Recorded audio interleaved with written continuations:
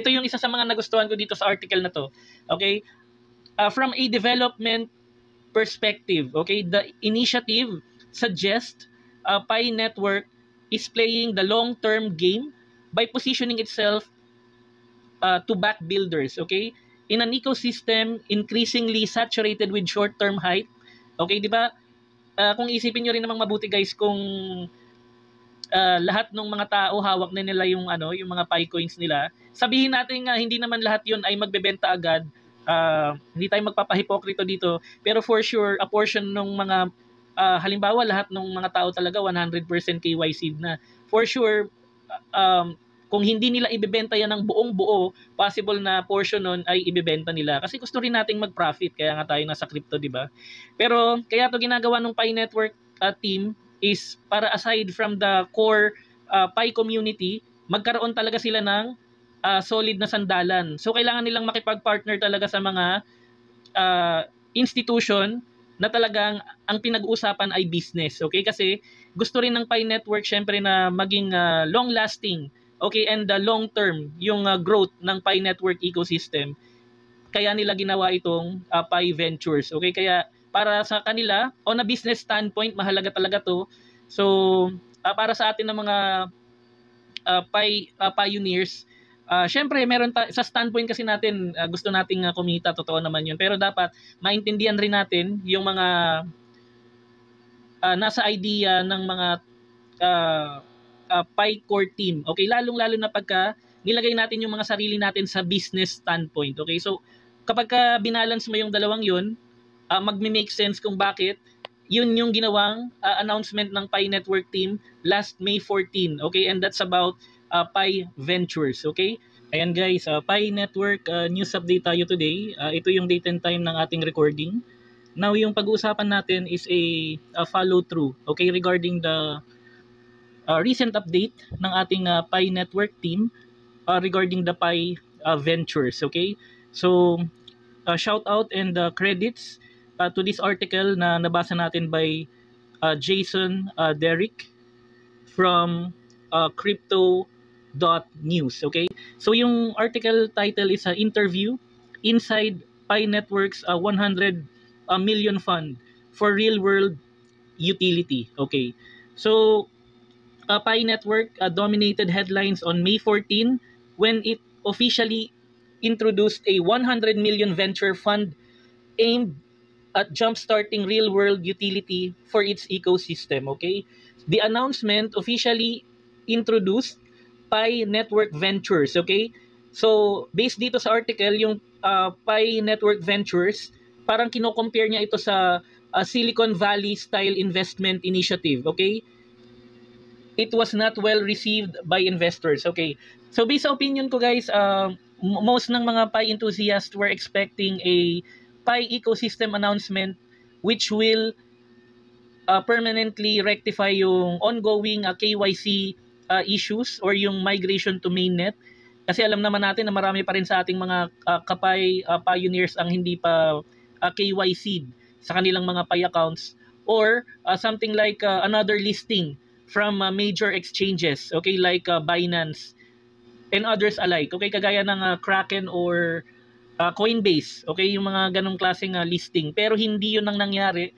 Instead, ang Pi ecosystem announcement was all about Pi Ventures, okay? Ang sabi pa dito, it was not well received by investors. This can be considered a classic buy the rumor, sell the news event, as the Pi token dropped sharply after the reveal. Okay. Regarding sa social media platforms, sa tingin ko guys, sana i-consider naman ng YouTube yung yung parang gagawa sila ng sarili nilang version ng YouTube. May previous video ako na in-upload na ang title is PiTube. Okay, so diniscuss ko dito yung idea ko kung what if yung Pi Network is i-upgrade nila yung kanilang Fireside forum. Okay, and magkakaroon tayo ng capability to also upload videos directly dito sa Pi browser, and then yung mga pioneers can be rewarded with Pi tokens. Okay, depende sa dami ng mga views and yung mga fire reaction dito sa Pi Network Fireside Forum, okay? Because at the moment, dito sa Fireside Forum, pwede tayong mag-post ng mga images, text, and also paste URLs, okay? Yung kulang na lang dito for me is yung directly tayong magkakaroon ng capability to upload videos, okay? And then, pwede na natin itong gawing panibagong avenue, okay, para magkaroon ng panibagong style ng social media platform na ang magiging use case nun, decentralized social media platform, okay? Idea ko yon, so transform ko siya into a video, and pwede nyo siyang panoorin after watching this video, okay?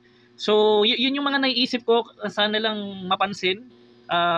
Itatry din natin itong erase sa ating Pi Network support portal team para magkaroon sila ng idea or consideration, okay? Kasi kailangan din nilang makipag-partner sa isang matinding business entity na may capability for large storage, okay? Kung gusto nilang i-rival yung mga malalaking social media platforms kagaya ng YouTube, okay? So this initiative isn't just about investment capital, it's also about integrating Pi into everyday use cases. Okay, according to the foundation, the fund is designed to deliver strategic value and long-term impact while favoring businesses that can extend Pi Network's reach beyond its core crypto community. Okay? However, not all reactions have been positive. For traders, the lack of immediate token impact was a letdown as the Pi's price action erased much of its early May rally. Okay. Maraming salamat. So comment your thoughts and ituloy natin yung conversation sa comments, okay? So ikaw, anong tingin mo sa Pi Network Ventures? May pakinabang ba talaga to sa kabuuan ng Pi ecosystem? And disclaimer statement for our Crypto Bayanihan Web3 wallets. All the information on our website is published in good faith and for general information purpose only, not financial advice, okay? I encourage everyone to always do their own research when engaging into the volatile world of cryptocurrency. Maraming salamat. I'll see you on our next video.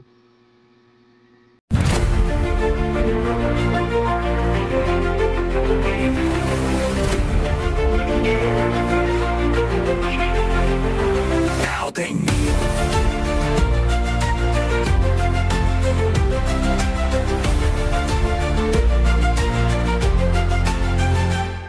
From the ashes of the hype, he ascends through the night with the power of Pi in his heart, burning bright. No bark, no bite, no pump for the thrill. Just miners and builders with utilities will. They laughed in the light, danced in the noise. Pepito, Shiba, meme coin toys. But the monarch moved in, calm and precise, and turned shadow to purpose without